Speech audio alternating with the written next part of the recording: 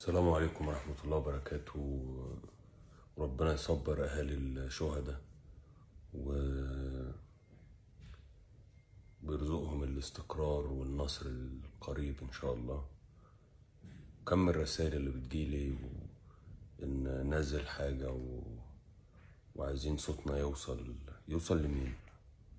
يعني عايزين صوتنا يوصل لمين برا بلادنا؟ صوتنا يوصل لبلادنا. بلادنا عندها جيوش وعندها أسلحة، وبنشتري أسلحة وبنشتري دبابات وبنشتري طيارات وبنسيبها لحد ما تصدي وتترمي ونشتري غيرها. هنستخدمها امتى أسلحتنا وجيشنا وجيوشنا؟ وصوتنا يوصل لمين بره؟ احنا عايزين مين بره يدافع عننا؟